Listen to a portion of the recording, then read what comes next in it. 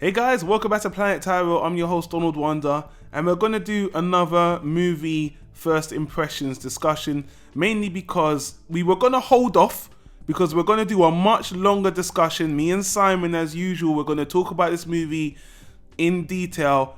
This first impressions is no spoilers, first of all, because I know us in the UK and other parts of Europe, we're seeing this about a whole week before a lot of you United States guys, you US folk get to see it, which is ironic because Captain America and Americans have not seen it first. And I'm not going to be able to edit our long spoiler discussion in probably not for another week. I did it for Batman vs Superman, so here's my first impressions of the movie. First of all, let me apologize because I was meant to see this with somebody else, but I'm gonna see this movie like 3 times because I've made prior engagements.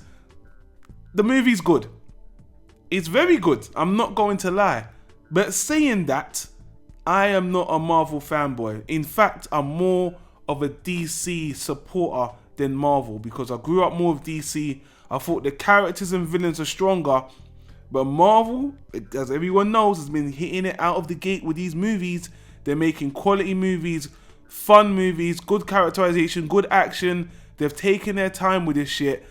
And this movie has been a long time coming, even before we knew that Marvel got back Spider-Man.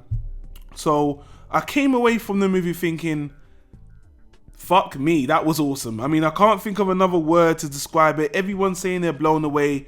The action was shot well. It's pretty much like Winter Soldier, but just with more Avengers this time. But it's the same political thriller tone we got in Winter Soldier. To be honest with you, this could have been called Winter Soldier 2 because that Civil War title is not the Civil War that was in the comics, only one element, but this is mostly focused on the Bucky thing. Again, I'm not getting into spoilers, but that was the one thing I was like, they could have called this movie anything. It wouldn't have made a difference. The name just brought more people in because the whole Spider-Man issue with Civil War. So anyway, the things I liked about the movie was the action, the characterization, the plot. The plot was good, but the villain I'll get to in the end, which the villain was okay, but I thought he could have done better. Look, the whole thing with the Civil War was done really, really well. Obviously, when we think of superheroes butting heads, we just saw Batman vs Superman, which I pretty much really, really, really disliked. And again, Marvel are showing how we can take this situation with murder and superheroes having all this power and put it in front and flesh it out. And the thing is, that movie only had 3 superheroes. This movie has like 10. So how did Marvel get it so right? It's just because they've took the time, they have the experience, and the Russo brothers know what they're doing. What's the things I like the most about this movie? Everyone said it. Spider-Man is awesome. This interpretation of Spider-Man is separate from the last 2. I mean, he's younger, as you guys already know by the guy they casted, but he has an enthusiasm about him, and just him and Tony Stark. I came away from this movie thinking this is one of the best things I like about the movie. But the action set pieces, the airport scene, look, man, the movie was just fun from head to toe. It was a good political thriller. The other new elements like Black Panther, he was good. I still think Chadwick Boseman, I don't know, I would have preferred the other guy who played him in the animated series, this guy, but he was already in Guardians of the Galaxy and but anyway, he was okay, not outstanding, he was okay. Again, the plot, the overall plot, what's going on, Cap versus Tony, where did I sit on this argument?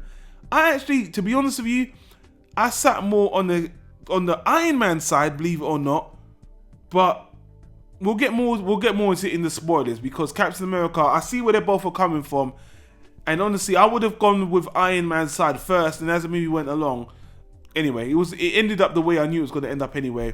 The movie ended, when it ended, I was like, wow, man, Winter Soldier ended in a very, wow, it ended on a very negative place for a certain company, you know what I'm talking about. This ends on another damn, things are not exactly great, but the last fight as well, Tony Iron Man, you see it in the trailers, it was good, man.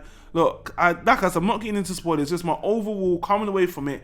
It was well crafted, it was well done, it was a long movie, I felt like there was 10 minutes that maybe could have been stripped away, but they gave everything they promised.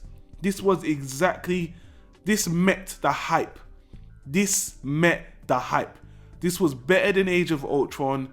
Everyone's saying this is the best Marvel movie, period. This is probably the best Marvel movie. It's better. It is a tie with Avengers, and over time, I'm going to see the movie 2 more times with 2 more sets of people. I don't see movies repeatedly, but people want to see it. And look, the movie's really good. It is one of the best Marvel movies. It might be the best Marvel movies. Definitely a tie-in with the Avengers first one, and definitely a bit of Age of Ultron. These Captain America movies are just that political action thrillers with superheroes taken so seriously, man. Wow. These are going to stand the test of time. And I really hope, I saw it with Simon, and we just sat there and I just said, I want the DC execs, the Warner Brothers, the DC guys to be sit there, watch this movie and look, this is how you messed up Batman. You didn't even, they're on a completely different planes anyway. I don't need to go there. But everyone is undoubtedly going to harp on Batman vs Superman after seeing this.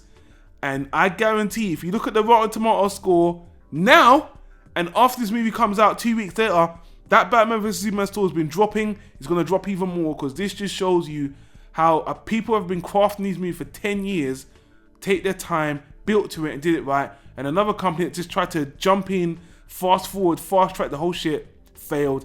I know I shouldn't be bringing up Batman vs Superman. You probably don't want to hear it. I am a DC supporter more than a Marvel fan, but they are killing it with the Marvel Universe. And the 2 scenes at the end, obviously there's a scene pre-credits, which is fine. And if you wait till after the credits, to be honest, it's not a spoiler, it's a Spider-Man scene letting you know the next Spider-Man movie, and it was the best thing to end on. Another little Spider-Man thing. Awesome. Definitely a first-class movie. Definitely one of the best superhero movies I've seen in years. I am not bothered about seeing it again. It's only a long movie, so I would wish I could watch it at home 4 more times. I'm going to cinema 2 more times. It lived up to the hype. We're going to get more into it in detail, but I don't know. I will just get into more nitty-gritty spoiler territory next time. So that's basically it. Those are my first impressions. I'm not a Marvel fanboy. This was just a fucking good movie on its own. They just made it a good movie with superhero characters. A good thriller with superhero characters. That's how you make a good comic book movie. Focus on the story and the characters first. You put in the superhero elements on top of the sundae. That's how you do it. DC. I'm sorry, DC. You're fucked up. And this even shines a more light on you. Let me get out of here before I start another ramble, guys. So anyway, we're going to get in a more deeper discussion. You American guys, hold on. You're going to see the movie, then we can all talk about it. But no spoilers. Thanks for checking out my first impressions. Everyone's on the same page. Let's look at the score on Rotten Tomatoes right now. Yeah.